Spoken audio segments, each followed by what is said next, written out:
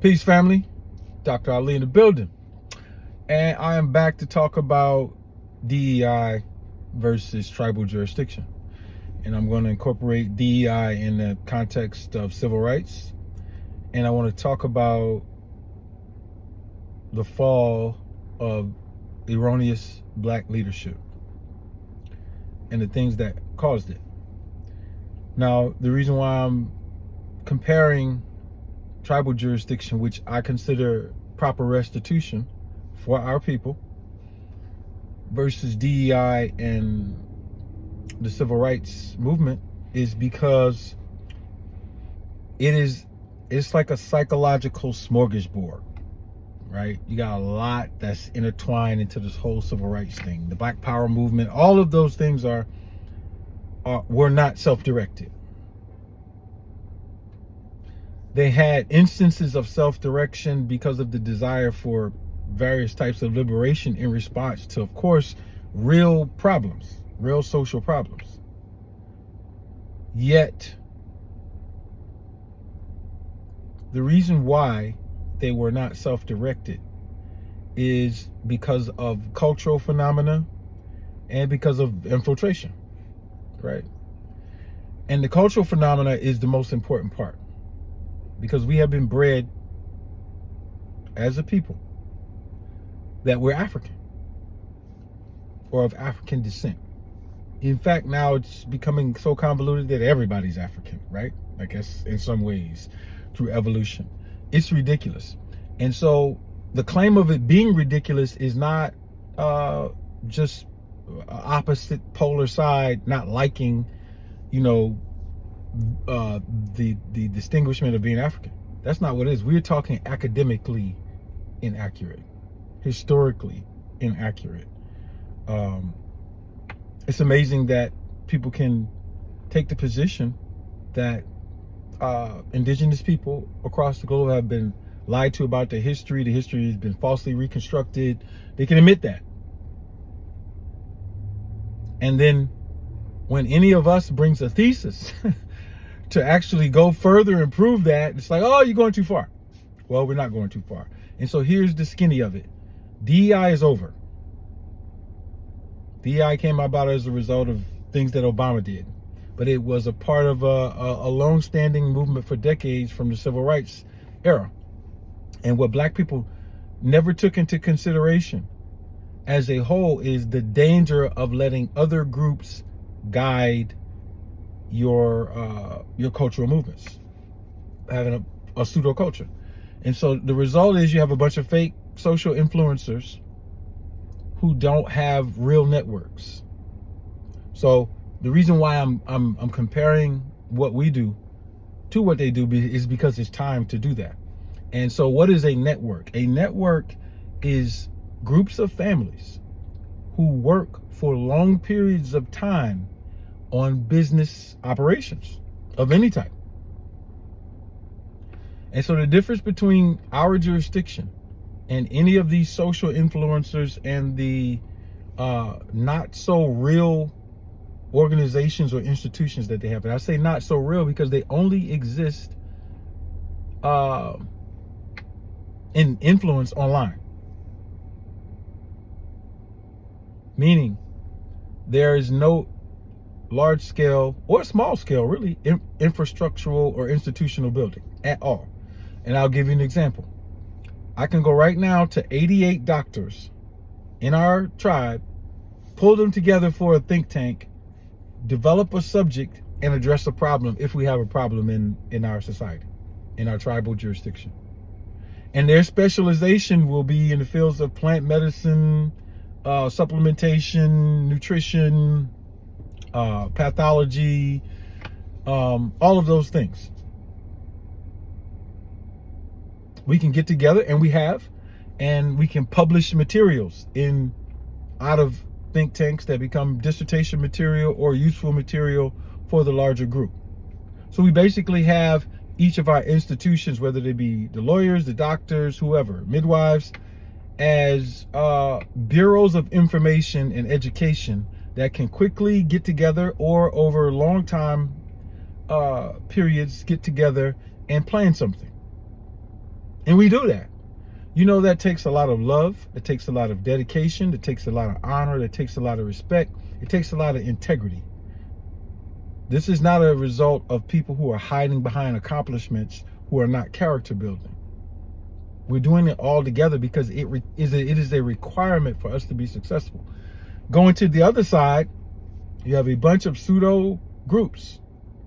And I'm going to call them pseudo in the sense of the networks aren't real. Because if you call on them to do something, like you could call on the Environmental Protection Agency, and whether or not you agree with their policy, they have specialists in their field that are hired to do particular things. So you got the sanitation department here. They can actually pick up the trash. What can these social influencers actually pull together and accomplish for you? Nothing. I've been around and watched all of them come and go since the late 90s. And so the importance of this particular conversation is to get you as Black people to understand how ridiculous of a thing that you have been participating in, which I participated in too because I was ignorant. I didn't know. But now, after having nearly 3 decades of study and development as a human being myself and with other people, it is clear to us the direction that we need to go in as a people, and we've been doing that, right?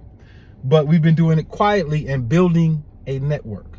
So this is about a lot of different things. So when I go back to the counterculture and I'm coming back to talk about real culture, what is the real culture? Real men do real things.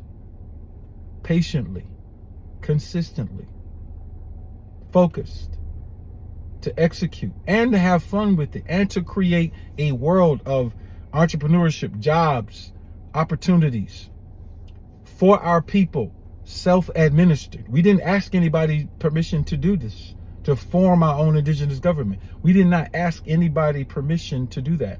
You don't ask people permission for reparations. Reparations is something you do for yourself.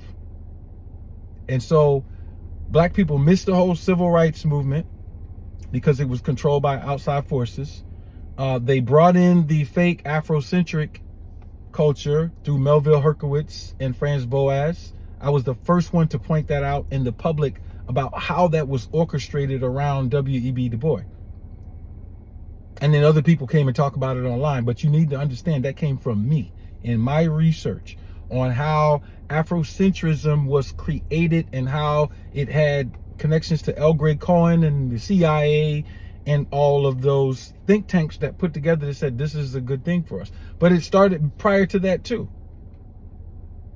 And so this is one of the reasons we're doing the documentary on the Civil War, to give better perspective for our people so they don't understand that, so they do understand that the angle that we are coming at academically about our identity, not about our ideologies. You can keep your ideologies. You can be a Hebrew, Moor, Muslim, what, I don't know. Y'all got all kind of ideologies, and that's fine.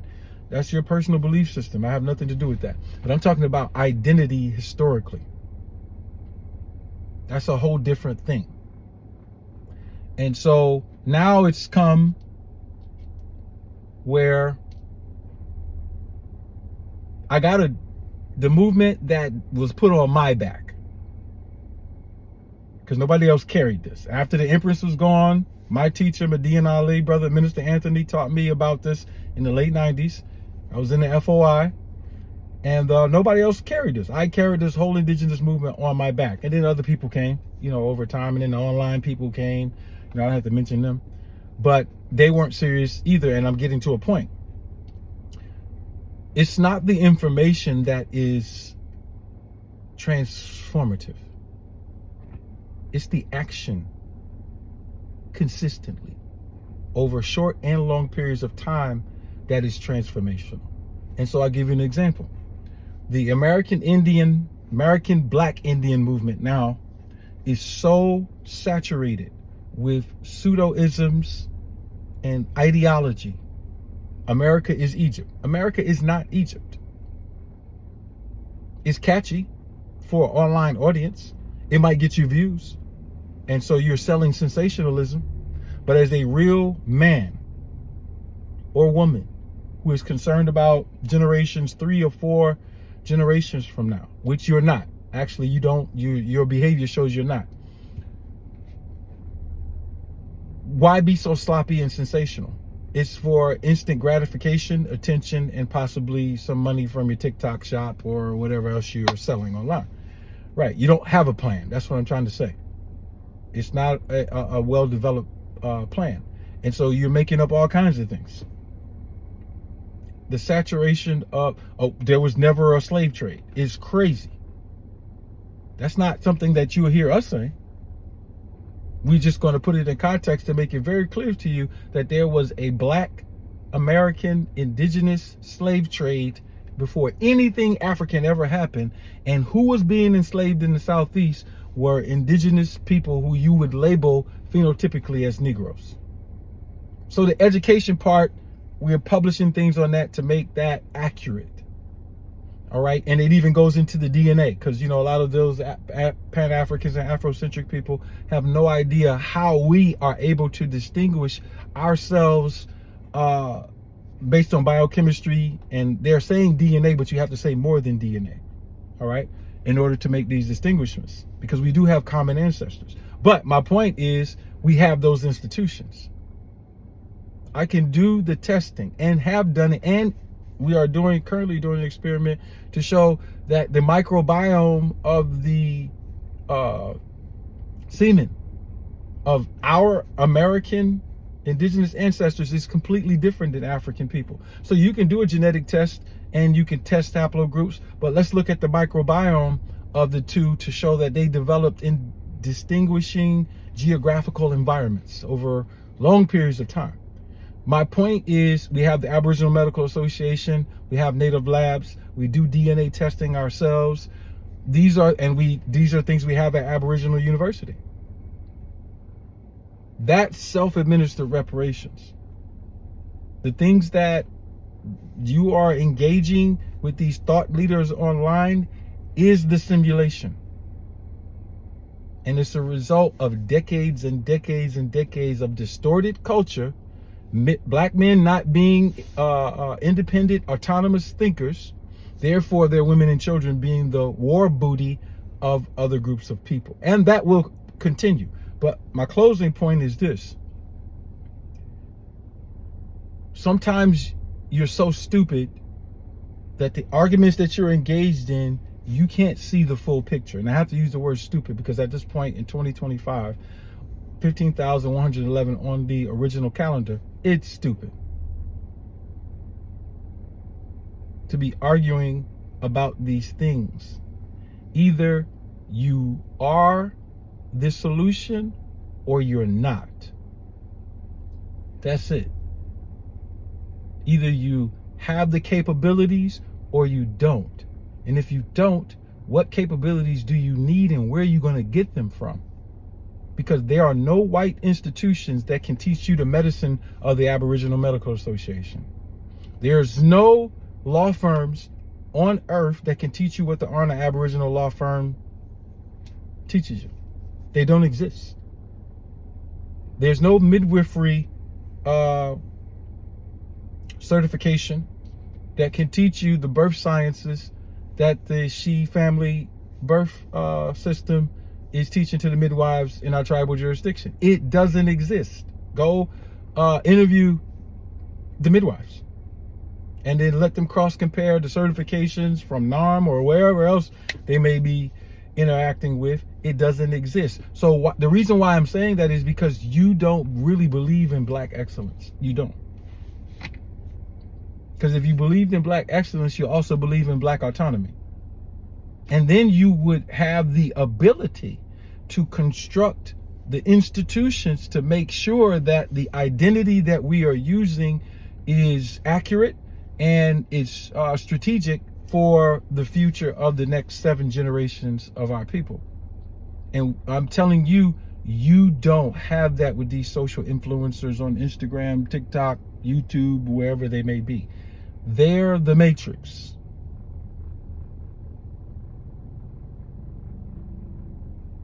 They're the matrix.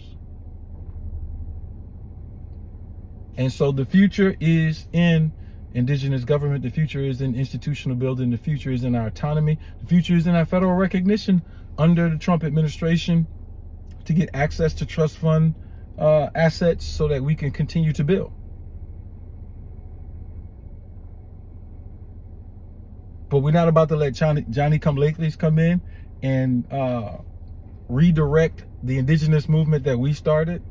And we are certainly not concerned at all in any way whatsoever with DEI and civil rights. We are actively building families culturally like we know to be successful. And so your future is what? I don't know. But you need to get informed so you can make better decisions about your future. Because in 2050, where will you be? 2050 will be here soon. 2030 will be here in 5 years. What will you be doing? What markets have you saturated high-level skill and supply that is a high demand for? What business structures are you running that can run globally in the age of AI and the downsizing of jobs? What skill sets do you actually have? That's something for you to think about in the future. DEI, civil rights, the whole Afrocentric movement, the Black Power movement is dead.